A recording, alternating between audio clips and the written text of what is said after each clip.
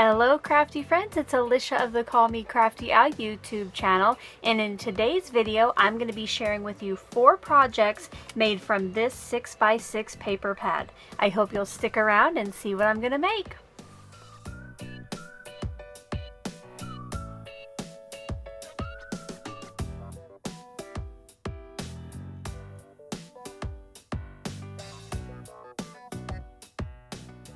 Thank you so much for stopping by today. If this is your first time to my channel, I hope by the end of this video that you'll be inspired to click on that subscribe button below and maybe even tap on that bell for notifications. If you're already a subscriber and regular viewer, welcome back. I'm so glad that you're here. Today's video is part of my 4 on Friday series that I'm doing with my friend Danny. If you did not catch the video last month, I will have it linked below. What we do is each month we choose one product, tool, or technique to feature in a video, or in her case a blog post, and create 4 projects using that. Last month we each chose one stamp set and we made 4 products, and this month we decided we would get out our 6x6 paper pads because both of us have a lot and we would like to get them used. Do you have a lot of 6x6 paper pads? Let me know below. I hope that once you're done watching my video that you will go visit Danny's blog post. I have it linked below. Not only do I know that she'll have fantastic projects for today, the rest of her blog is very inspiring as well. So I hope you'll go check her out. Before I get started, I thought that I would share with you a little flip through of this paper pad. It is so stinking cute. I got this at Tuesday morning a couple months ago, and they also had lots of ephemera and they had some stamps I think that went with it. This is the Jen Hadfield Homemade paper pad, My Bright Life. There are 36 papers in here, 2 of 18 designs.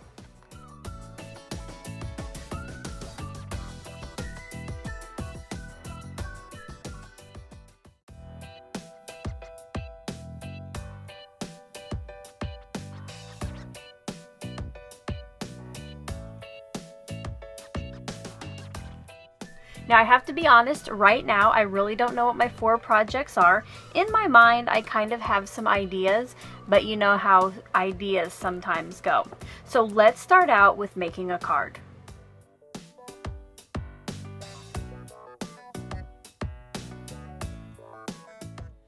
For the first card, I got out these 3 pieces from the paper pad. I thought these 2 would go together nicely, and then I will be using one of these cards for the sentiment. I also got out some enamel dots. I don't know yet which color I'm going to use, so I got out a couple possibilities. I got out a piece of lightweight vellum, and then I got a piece of off-white to cut for my card base. Once I get started on the process, I will go to a voiceover. If I leave you with any questions, make sure to leave those in the comment section below. Let's get crafty! I got started on the first card by cutting my card base. This is a top fold A2 card base, and then I cut my pattern paper. This blue one I cut to 4 1/4 by 5 1/2 to fill that card front, and then the floral I cut to 3 1/4 by 4 1/2 inches. From the scrap that was left over from my card base, I cut a piece that was 4 5/8 by 3 3/8, and this is just going to give me a little mat behind the floral paper. Next, just to kind of mute the floral paper and make my sentiment stand out more, I cut a piece of vellum that was 3 inches wide by 4 1/4 inches tall. And next, I cut the card from the pattern paper that I wanted to use, and I chose the Believe in Yourself. To put my card together, I adhered the blue piece of pattern paper straight down onto my card front, and then I matted the floral paper with the off-white cardstock. Next, it was time to put the vellum on the card, and I just looked there to see where I should put the adhesive so it would be hidden behind the sentiment. At this time, I decided that I wanted to bring out the blue pattern paper in the background a little bit, so I cut a strip of that was 1 inch wide, and then I fishtailed each end of it, cut a little bit, and then added it to the back of my sentiment card.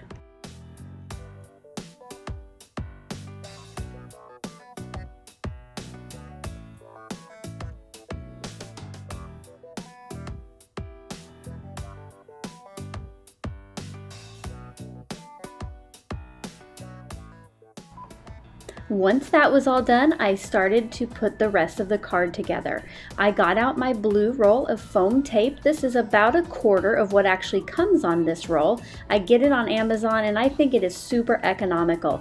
If you want to check it out, I do have it linked in the description box below. I just wanted to add a little dimension, and that's why I'm using this foam tape. And since you can never have enough bling, I got out my glittered enamel dots and added 3 to the front of the card. And here is a look at the finished piece.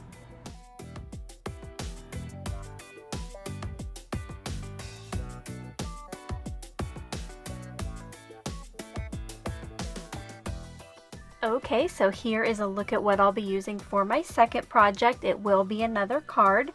For my papers, these are the 2 that I chose from the paper pad. This one has some gold foiling on it.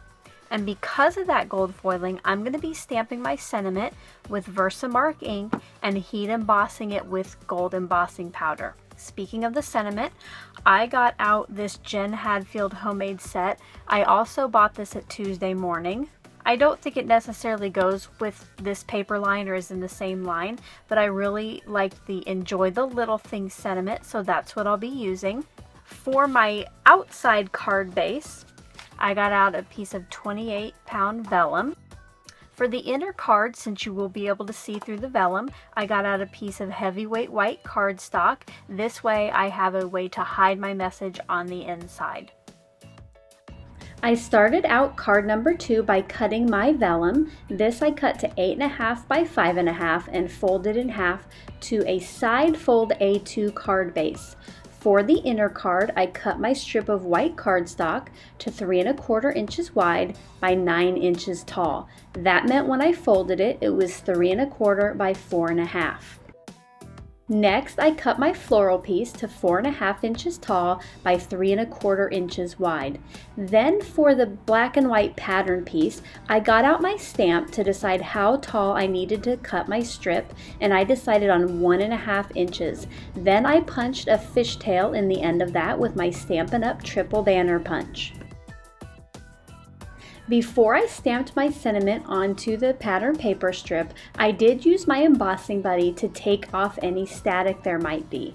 Again, I'm using that gold embossing powder on the sentiment, so once that's stamped and the powder is put on there, I heat set it, and I just love the shine on the sentiment.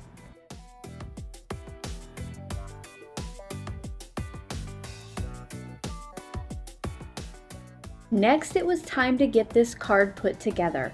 I put my floral piece on the front of the inside card, and then I adhered that centered on the inside of the vellum overlay.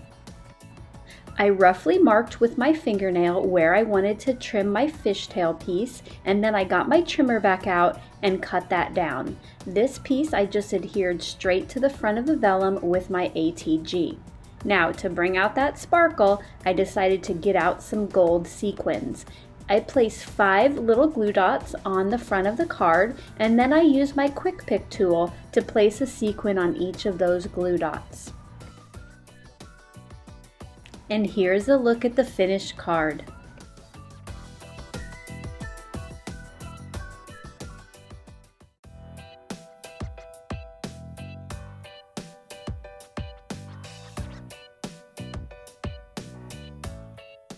For my third project today, I'm going to be altering a mini composition notebook. I buy these in sets of 3 at the Dollar Tree. I will be covering them with these 2 sheets from the paper pad. One is gold foil with white polka dots and then a black and white stripe. I will also be using this cut apart from a scrap that I used earlier. And I grabbed this scrap too, thinking I might mat the card with that.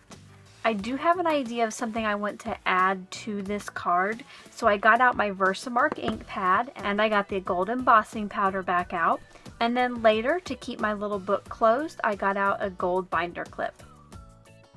I started out the third project by cutting down the Now is the New Later card that I'll be using on the front of the composition book. Then I cut down my black and white striped paper to 4.5 inches tall and then into 2 pieces that were 3 inches wide. Next, I cut a piece from the gold polka dot paper that was 1¼ inches wide by 4.5 inches tall.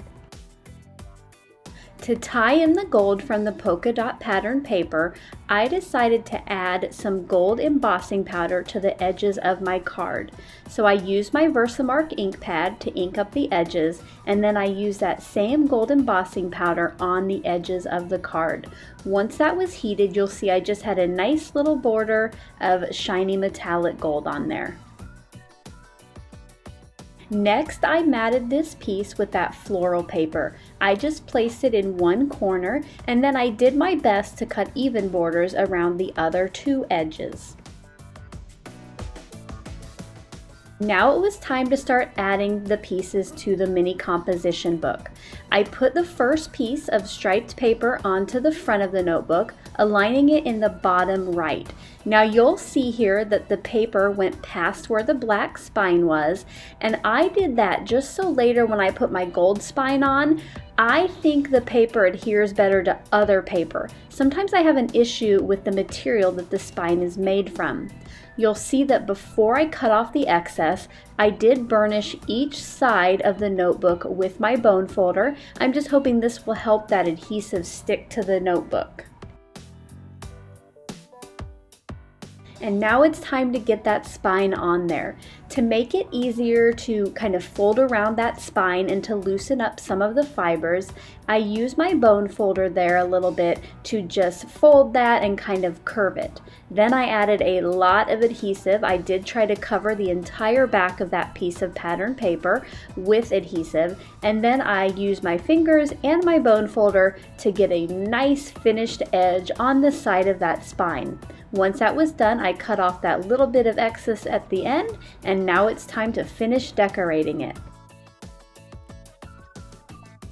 Once the card was added to the front of the composition book, I then just got that little binder clip back out and clipped that closed. And here is a look at the finished book.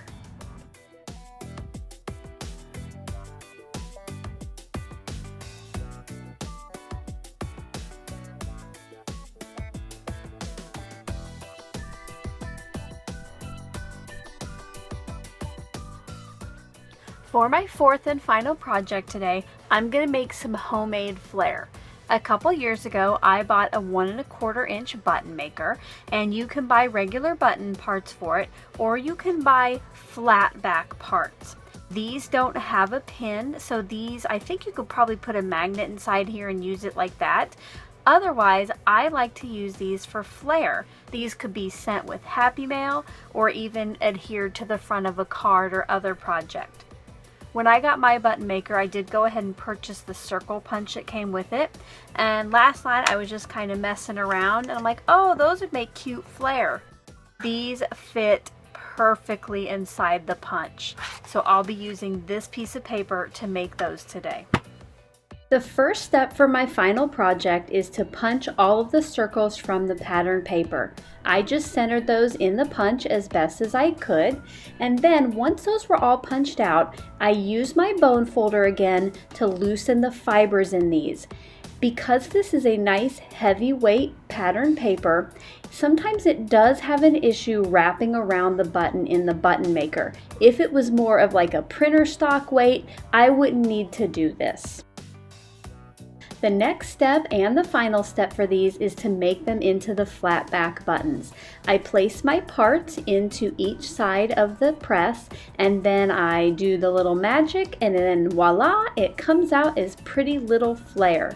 I continue this same process then for the remaining 8 pieces. And here's a look at all 9. Thank you so much for taking the time to watch my video today. I hope you enjoyed getting to see how I made my 4 projects. If you did, as always, I appreciate a thumbs up. And if you would like some goodies for yourself, I have a little giveaway. Make sure to look for the link at the very bottom of my description box. It will take you to an unlisted video where I'll tell you what you can win and how you can enter. Don't forget to go check out Danny's blog post when you're done here. Again, it is linked in the description box below. Until my next video, I hope you're having a crafty day. Bye-bye. Thank you so much for taking the time to watch all the way to the end of the video. I hope that you'll consider clicking on one of the videos or playlists I have linked above, and if you're interested in any of the products or tools that I use in the video, I do have some links in the description box.